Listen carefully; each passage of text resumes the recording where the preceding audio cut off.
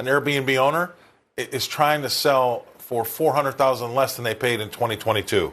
So in 4 years, they lost $100,000 a year. Yeah, you heard that right. A 40% collapse from $1 million to $600,000 in just 4 years. Now, it was built in 2020, sold for $999, right, $1 million in 2022, and it just traded for $599,000. Ouch. And I'm sure that's just not a one-off either, right? With interest rates stubbornly high and the threat of higher inflation around the corner, that's going to be keeping these mortgage rates probably a little bit too high compared to the asset prices. Airbnb and other spec homes, well, they're going to be worth keeping an eye on. I think there's more for where this came from. My next guest, he's been aware of all this stuff too. Please welcome to the show, Mr. Ted Thatcher. Ted, thanks for coming on. Love to have you back. Appreciate you taking the time. He's the founder of Bright Lake Wealth Management. Thanks for being on. All right. It's just my luck, of course, right? And I knew it was going to happen, but that's okay. I did it anyway because I'm not in for the short term. But a lot of the spec buying over the pandemic, everybody was getting into these, Airbnbs and the likes. Maybe it's starting to come unwound a little bit here now as people are getting rid of these things because with a 5-year or a 30-year bond at 5.2%, this 10-year yield pushing 4.7%, the carrying costs are kind of starting to strangle people. What do you think? Yeah, Scott, I'll have to send you some condolence flowers. That's no fun to take a hit like that, that's for sure. And it is. But the truth is, you're seeing housing price pressure across the country. And exactly to your point, it's because that 10-year is stuck so high. The administration, I think, has actually guided a lot of its policies trying to keep it, Scott, below that 4.5 level. And with everything going on in Iran, the sort of risk, the credit markets, the bond markets are pricing in because of higher energy, because of the inflation world that we're living in these days. And certainly because I think on the underlying sort of foundational level, because the level of government spending that we see now, $2 trillion a year of deficits, the bond markets have no choice but to price in a higher rate of risk. And that's starting to affect Americans in a pretty serious way, to your point, when it comes to the housing market. And so I want to ask you about that. I mean, look, the specter of higher rates because of sticky inflation is still there. We've got Polymarket and the Fed Watch tool, the CME, all telling us there's a 50% or just over 50% chance that they raise rates at the September the 16th meeting, and that's not going to help any of this.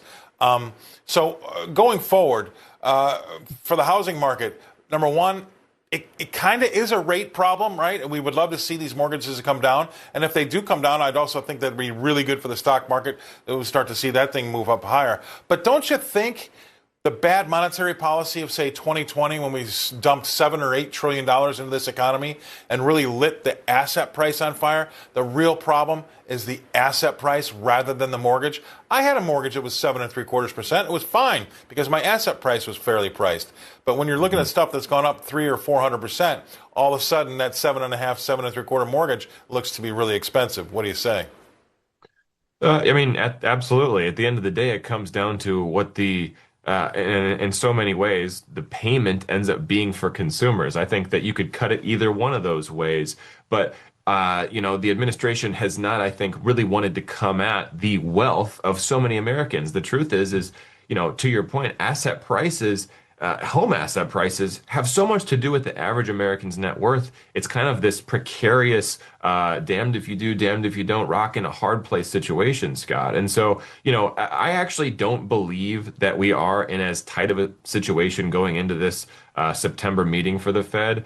I know that the odds right now are around 50%. I think they dipped a little bit below that earlier this week. We'll see what the, probability markets show us heading into that meeting. But I just don't see Warsh hiking rates heading into election season after so much administrative support getting him in that seat.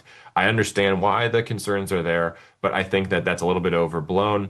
I think Warsh needs the credibility of the markets. He's obviously trying to make some adjustments in how he sees things. And so, obviously we'll see what he does ultimately do. But at least my current prediction is that we won't see a hike. And hopefully that gives a little bit of relief on this, whether it's the 10-year or the mortgage side for the average consumer. Oh, you just earned a ticket to come back on this show because I'm in total agreement with you. For the last 4 or 5 weeks, I've been spouting from the highest mountains that to raise interest rates would be a big mistake. I'm angry that they're even thinking about it, to be honest with you, Ted. And I'm angry that there's even a chance of it happening with Polymarket and Kalshi and the Fed Watch tool all saying it's a 50% chance. I think it's not going to bring the price of oil down. It's not going to bring the price of your groceries down. It's not going to help the housing market.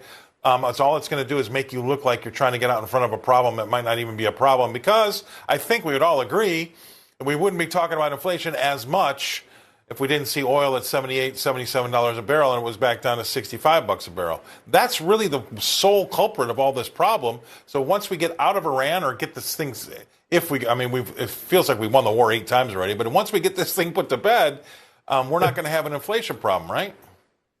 That's exactly where my mind was going as a follow-up here, because at the end of the day, if we can get out of Iran and get that, a risk, if you will, out of what the market is pricing in to the bond market, to the credit markets more broadly, I think that is where we last saw things below 4.5 on the 10-year. And so if we can just get past that, get to the light at the end of the tunnel, not just seeing it, but actually experiencing it, get that oil flowing again, as soon as we see, Brent and crude drop below 70 into those 60s, I become real optimistic about that affordability piece for sure. It's all about affordability. You're exactly right. Ted, awesome stuff, brother. Have a great weekend. Thanks for coming on the show. Ted Thatcher, he's coming to us from Redding, California.